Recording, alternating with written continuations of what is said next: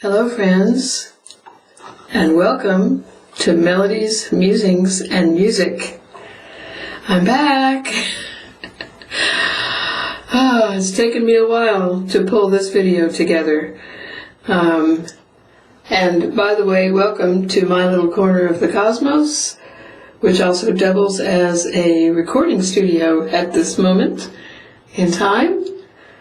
I don't know if you can see the stars behind me, but I've got a projector in here that shows the Milky Way and all of the stars that are associated with it. Today I want to share a special song with you that I learned when I was 12 years old, and it's been a song that has been sung in my family for many, many years, almost 50 years. And the story behind it is very special to me as well. I have to say, I learned how to play the guitar on this guitar. So I've had this guitar since I was 12 years old, and I'm very proud to say that it's still in great shape. However, it saddens me today to announce that I'm not able to play the song on this video and sing it at the same time, because for some reason I cannot get my sound to work properly with this camera. And I have tried, Lord knows I have tried. I bought extra equipment. I've done a lot of reading and studying, and I still can't get it right. So forgive me for now, but we're going to have to save the guitar playing for another time. Even though I did rehearse, I would have been able to do it today. But you know what? I can't wait any longer. And I'm not going to wait until everything is perfect to share this special story and song with you today. The story is, as I said, I took classical guitar lessons when I was 12 years old for about a 6-month period. And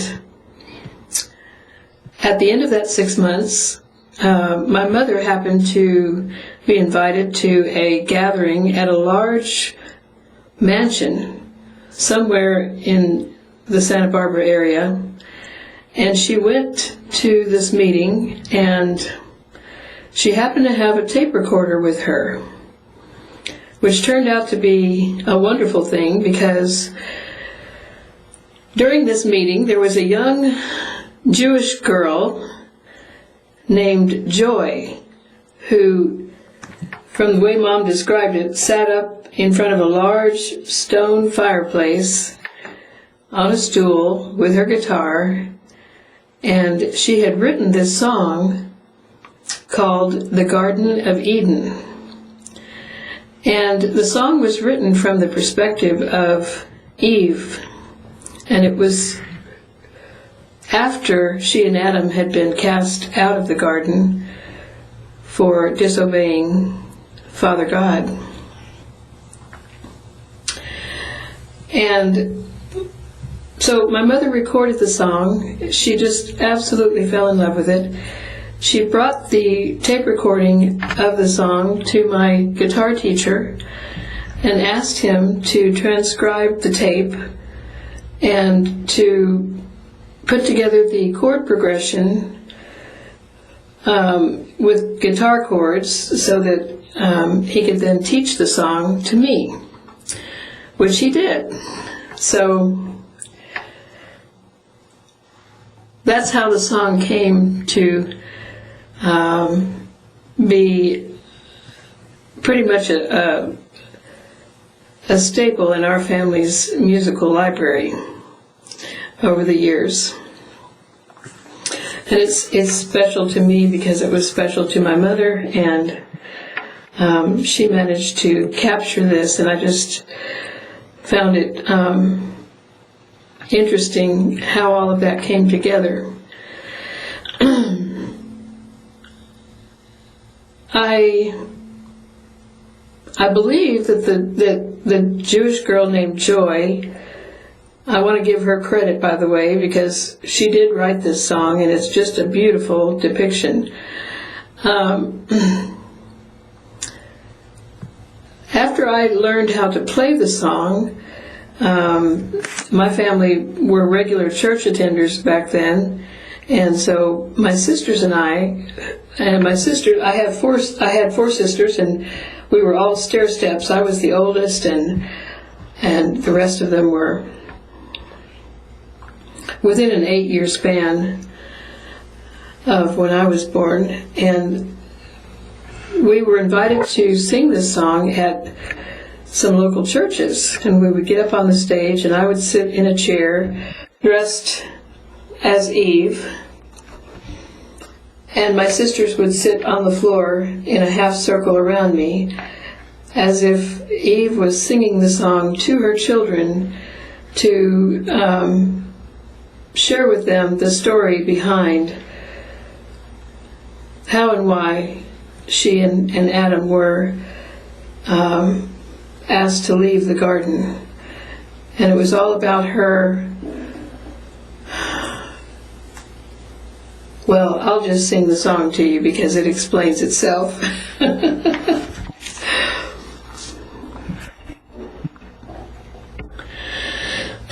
Please pardon my voice. It's not as perfect as it could be, but here goes. I walked through the meadow into the higher ground. The glory of the Lord was there, His love was all around. And far off in the distance my eyes could faintly see an ivy-covered garden gate. That's where I long to be. I drew a breath of ecstasy the closer that I came to that lovely garden, and Eden was its name.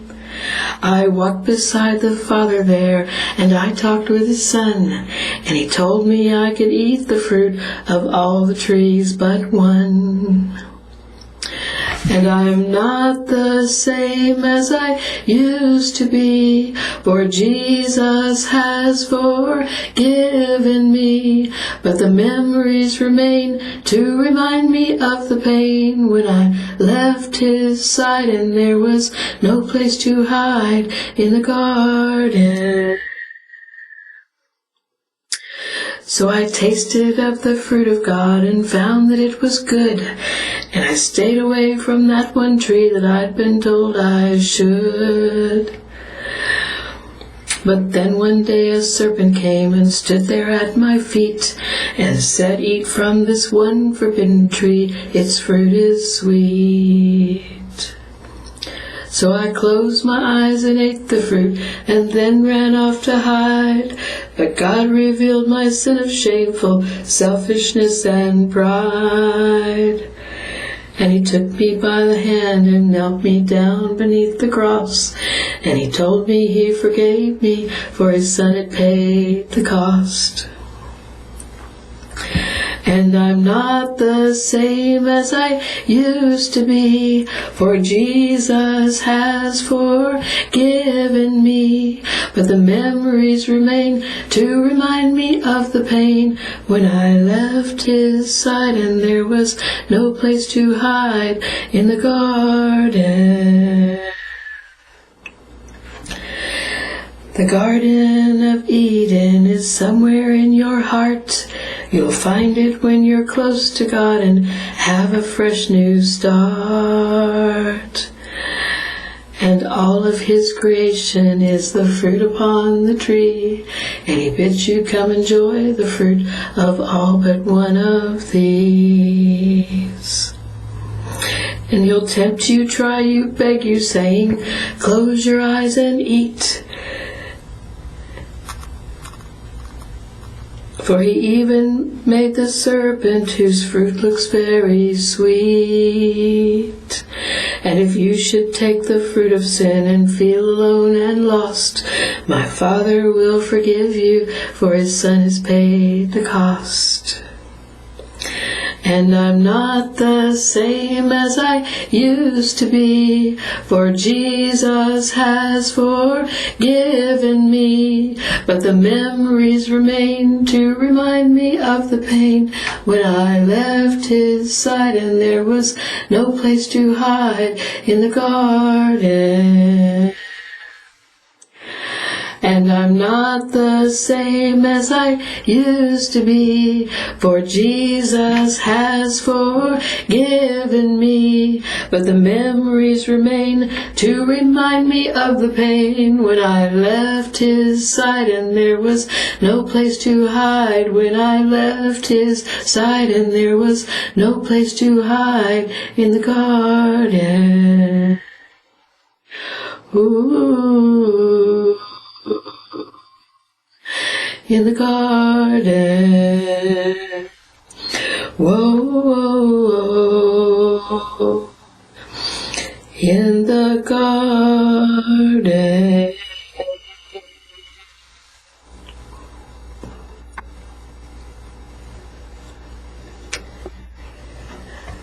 I hope you enjoyed that song.